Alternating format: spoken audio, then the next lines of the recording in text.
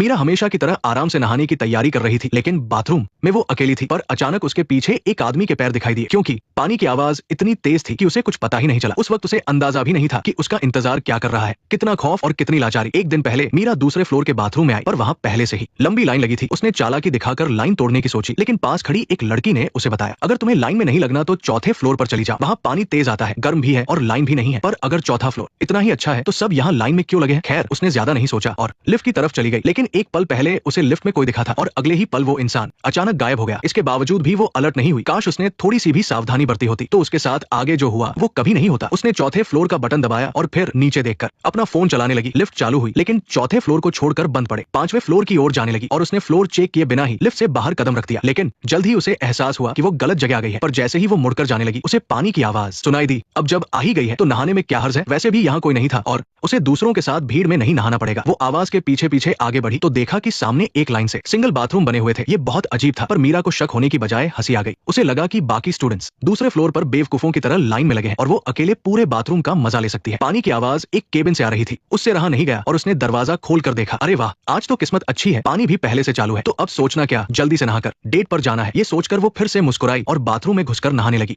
पता नहीं सारी लड़कियां ऐसा करती हैं या नहीं, लेकिन वो बाल धोते वक्त अपनी आंखें बंद रखती है, यहाँ तक कि पीछे कोई आदमी आ जाए तो भी पता नहीं चलता। अचानक मीरा का शरीर कांप गया। उसके दिमाग में अचानक कुछ तस्वीरें आई। शायद एक लड़के को परेशान किया जा रहा था। आप में से जो समझदार है वो यहाँ तक देखकर अंदाजा लगा चुके होंगे कि मामला क्या है, लेकिन मीरा को कुछ समझ नहीं आया। उसने पांचवें फ्लोर पर नहाने वाली बात अपनी बेस्ट फ्रेंड को बताई, पर पांचवें फ्लोर का नाम सुनकर उसकी दोस्त को यकीन नहीं हुआ, क्योंकि वो जगह पहले लड़कों का बाथरूम हुआ करती थी और स्कूल ने उसे 1 साल पहले ही बंद कर दिया था। सबसे बड़ी बात ये कि लिफ्ट पांचवें फ्लोर तक जाती ही नहीं है, लेकिन फिर भी दोस्त ने उसे सावधान रहने को कहा। बाथरूम को बंद करने की कोई वजह तो होगी। अफवाह थी कि एक लड़का अजीब तरह से गायब हो गया था और उसका कनेक्शन पांचवें फ्लोर के बाथरूम से जुड़ा था। ये बात उसे समझाने के लिए थी, लेकिन मीरा के लिए इस बात ने उसकी उत्सुकता को और बढ़ा दिया। इसलिए उसने दोबारा पांचवें फ्लोर पर जाने का फैसला किया। पर जब वो तैयारी कर रही थी तो गलती से उसकी अंगूठी नाली में गिर गई। उसने अंदर से अंगूठी निकाली और साथ ही उसे एक टूटा हुआ चश्मा भी मिला। आपको लगा होगा कि ये बस एक इत्तेफाक है, लेकिन अगले ही पल मीरा फिर से कांप गई। वही लड़के को परेशान करने वाले सीन फिर से अजीब तरह से उसके दिमाग में आने लगे। वो लड़का बहुत लाचार लग रहा था। बस कुछ सेकंड बाद मीरा वापस होश में आई, लेकिन उसके मुंह में अचानक खून का स्वाद आया। जब उसने उसे बाहर निकाला तो देखा कि वो कांच का एक नुकीला टुकड़ा था और ये कांच का टुकड़ा उसी टूटे चश्मे का हिस्सा था जो गायब था। अब जाकर मीरा को थोड़ा डर लगा। जब आपके साथ ऐसी अजीब चीजें होती है जिन्हें आप समझ नहीं पाते तो सबसे अच्छा तरीका